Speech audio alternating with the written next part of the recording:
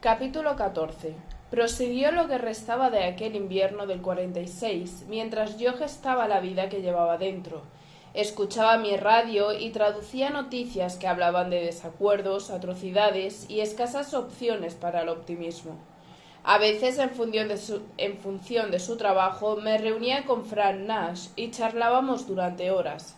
En otras ocasiones, ella se sumergía en sus responsabilidades, o iba a ver a sus hijas, o viajaba a los kibbutz hebreos, o a las aldeas de los árabes, o a Tel Aviv, o a donde fuese, y yo tardaba semanas en verla. Los muecines continuaban llamando al rezo desde las mezquitas. Las campanas de la iglesia cristiana convocaban a sus fieles a diario, y procedente del cercano barrio ultraortodoxo de Mea Sheramin, al anochecer de cada viernes yo oía el anuncio del inicio del Sabbat. De forma paralela al paso de los días y sus rutinas, las medidas de seguridad en Jerusalén se fueron volviendo cada vez más estrictas. El Comité Junto Angloamericano, que había sido establecido meses atrás para estudiar el problema de aquellos refugiados que clamaban por un permiso de entrada, hizo pública su conclusión finalmente. 100.000 judíos deberían ser admitidos de inmediato en Palestina. Ante Gran Bretaña se planteó una diabólica disyuntiva. En caso de obedecer las directrices del comité y aceptar la llegada masiva de refugiados, contentarían a los hebreos y a los Estados Unidos, pero ganarían la animadversión de los árabes locales y los de los países vecinos, cuyo territorio atravesaba el canal del Suez y donde se encontraban los codiciados pozos de petróleo. Si se negaban, en cambio, a admitir a todos aquellos judíos, complacerían a los árabes, pero quebrantarían el criterio de los norteamericanos, con quienes aún tenían cuantiosos préstamos contraídos y de los que dependían en gran manera la reconstrucción económica del Reino Unido. Y entretanto, con más horas de sol y las temperaturas en alza, en el horizonte del Mediterráneo aparecían constantemente nuevos barcos cargados hasta los topes de supervivientes de las cámaras de gas en busca de un futuro. Algunos lograban desembarcos clandestinos, muchos otros quedaban a merced de los vientos, hacinados a bordo de embarcaciones destartaladas, sumidos en la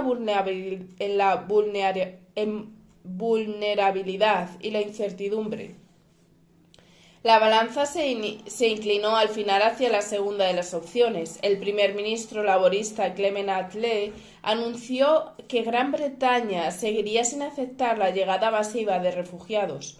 Ante tal rechazo, de inmediato en Palestina se radicalizaron las arremetidas terroristas de los insurgentes hebreos contra los británicos.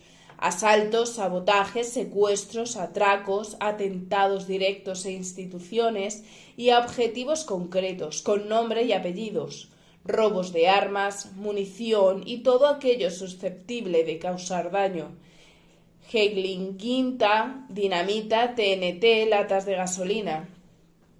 Como respuesta, la policía y el ejército de Su Majestad se volcaron sin tregua a sus afanes para dar con los culpables.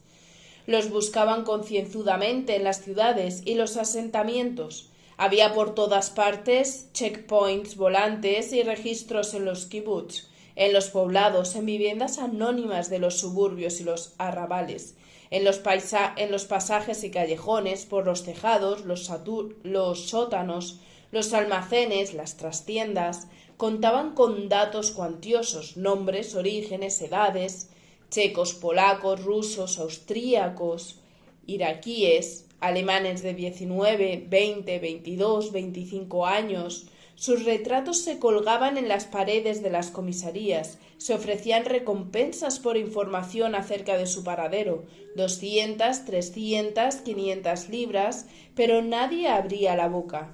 Nadie colaboraba, todos los judíos rehusaban involucrarse, se negaban a denunciar a los suyos, manteniéndose férreos en su solidaridad y manifestando así su desacuerdo con la política de no aceptación de su gente y el empeño en devolverlos a los campos de refugiados de Europa. Cada amanecer montones de jóvenes hebreos, chicos, chicas, niños incluso, salían a las calles para lanzar octavillas y pegar pasquines en los postes de la luz y las farolas, para escribir con tiza sobre las fachadas frases en contra de los malnacidos súbditos de la pérfida Albidón. A menudo se dirigían a los árabes también en su lengua, lanzándoles la promesa de que serían bien aceptados dentro del futuro Estado hebreo, por el que no paraban de luchar. Las autoridades británicas empezaron a proteger sus instalaciones en Jerusalén con barricadas de sacos terrenos y concertinas. Soldados a pies con uniforme caqui, Tommy Guns y bobina vigilaban con celo las calles. Soldados en jeeps, tanques y vehículos acorazados patrullaban a todas horas. Las sirenas sonaban con siniestra elocuencia. 2 toques seguidos avisaban de la amenaza inminente de alguna acción terrorista. El tráfico deseaba entonces de todo instantáneo. Todo el mundo intentaba ponerse a cubierto. Un toque prolongado anunciaba más tarde que había pasado el peligro, y la vida reanudaba de nuevo el movimiento.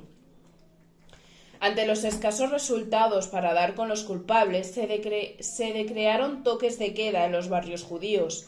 Pretendían de esa manera facilitar los registros en busca de armas y combatientes. Las protestas de la población eran constantes, castigaban a una mayoría inocente por las barbaridades que causaban un puñado de extremistas.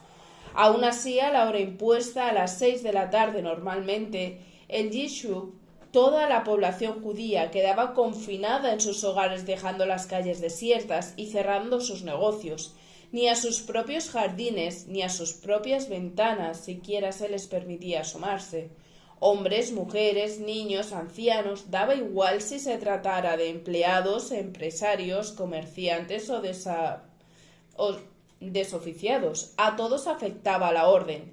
Era precisamente el PBS, la radio pública del mandato, la que desde sus micrófonos anunciaba con formalidad oficial esos toques de queda, recordándolos a intervalos regulares.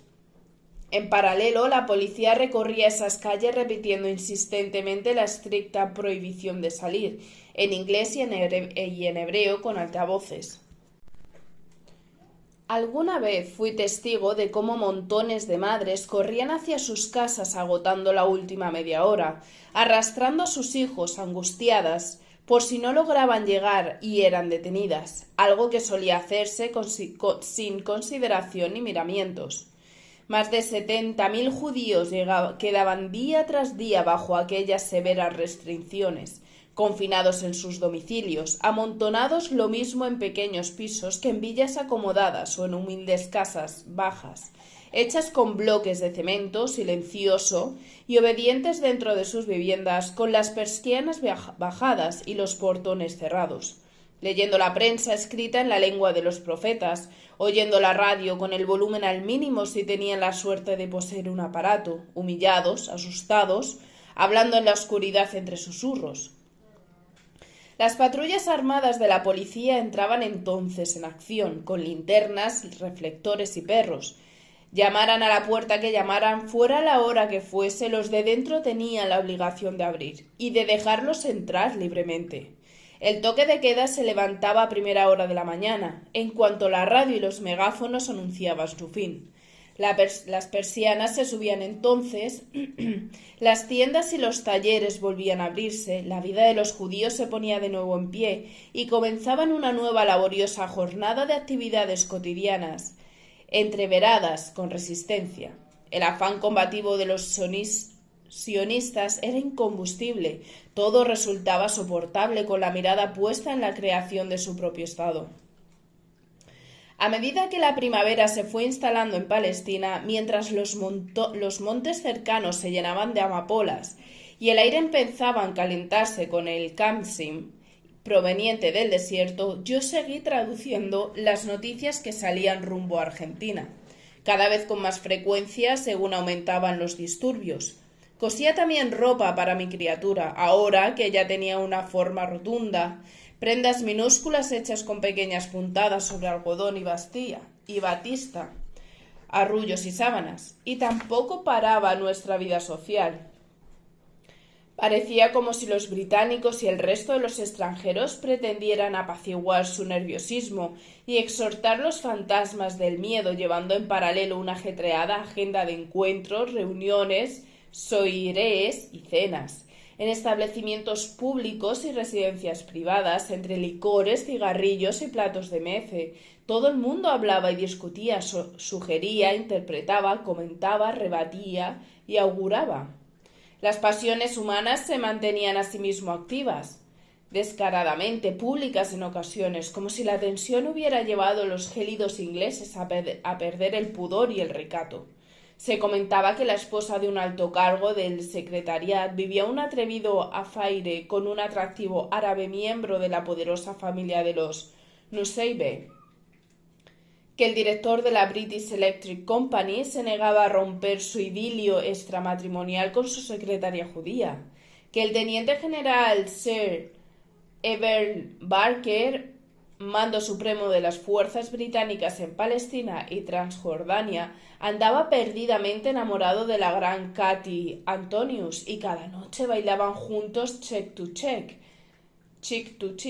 y cada mañana él le escribe a ella una apasionada carta de amor en papel con membrete del ejército. Frivolidades aparte, lo cierto era que la amenaza terrorista pendía sobre las cabezas de todos aquellos con los que convivíamos, y Marcus, aunque conmigo pretendía ser y estar como siempre y se esforzaba por ocultarme sus preocupaciones, evidenciaba sin quererlo que todo se precipitaba hacia un pozo negro. Comía poco y fumaba muchísimo esos días.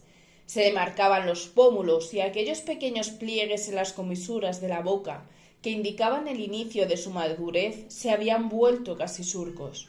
Ya nunca iba sin pistola, cada día salía y volvía a una hora distinta, por un camino distinto, en un auto diferente. Dormía mal, se levantaba de madrugada y para no molestarme se deslizaba sigiloso a la estancia continua al dormitorio. Pero su sueño era también frágil en esos días en que empezaba a hacer calor, y mi vientre tenía ya una pesada consistencia, y me costaba encontrar una postura, y tenía necesidad de ir al cuarto de baño en mitad de la noche. A través de la rendija de debajo de la puerta, cada madrugada yo veía la luz que él tenía prendida al otro lado, mientras escribía, mientras reflexionaba a lo largo de su insomnio con el balcón abierto. Me desconsolaba saber que ya no podía ayudarlo en nada. Me invadía entonces una profunda sensación de angustia y me aferraba a mi tripa. Y así, aun en la oscuridad, apretaba los ojos con fuerza y rogaba al Yahvé de los unos y al Alá de los otros y al Dios de los cristianos que hiciera algo por traer a esa tierra la paz y la cordura. Por desgracia, todos hicieron oídos sordos. La madrugada del 16 al 17 de junio en nuestro apartamento sonó el teléfono. Marcus se vistió a la carrera, me tranquilizó, a duras penas. Se fue precipitando. La Hayana, aparato militar de la Jewish Agency, acababa de volar todos los puentes que conectaban Palestina con los países vecinos. Los puentes que a menudo cruzaban los vehículos del ejército británico fueron dinamitados simultáneamente en un acto simbólico, un simple recordatorio a las autoridades del mandato y al gobierno de Atle del poder de la insurrección hebrea. Con la tensión y los ánimos al límite, el alto comisario Cunningham, aquel cuya protocolaria llegada presenciamos meses atrás, pidió desde Government House autorización a Londres para efectuar una contundente operación de contraataque. Tras unas jornadas de sigilosos preparativos, el sábado 29 tuvo lugar en Palestina lo que los británicos bautizaron como Operación Ágata, el Black Sabbath en la memoria judía. A las 4:15, antes del amanecer, las fuerzas británicas se dirigieron a sus objetivos. El PBS no cesó de repetir el mismo anuncio oficial a lo largo de toda la mañana. El fin prioritario en un principio era tomar las instalaciones de la agencia judía, pero no fue esa la única meta. A lo largo de aquel sábado y durante los días siguientes, miles de soldados y policías arrestaron por toda Palestina a miles de judíos sospechosos de mantener alguna vinculación con el terrorismo. En paralelo, se incautaron armas y multitud de documentos. El alto comisario habló a través de la radio. Después me enteraría de que fue Nick Soter quien hubo de encargarse de esa retransmisión. Las detenciones no estaban dirigidas a la comunidad judía al completo, insistió Cunningham, sino exclusivamente a los participantes en las campañas de violencia y a los responsables de instigarlas. La acción se prolongó hasta el día 11 de julio. A partir de ahí, las tropas británicas volvieron a sus cuarteles dejando al Yishub, la población hebrea, dolido y perplejo. A la mañana siguiente, las calles se volvieron a llenar de niños que arrojaban puñados de clavos a las calzadas para pinchar las ruedas de los vehículos policiales, de jóvenes con los rostros cubiertos por pañuelos dispuestos a pegar carteles por todas las superficies visibles. Nazi British, Fascist Hooligans, Exterminators. A la policía la llamaban de British Gestapo, al ejército de British SS. Había también referencias al versículo del Éxodo, vida por vida, ojo por ojo, diente por diente. Otros panfletos anunciaban que la resistencia sionista tan solo acababa de empezar. En el aire cálido y polvoriento del principio del verano quedó flotando una siniestra duda. ¿Cuánto tiempo tardaría en llegar las represalias contra los ingleses?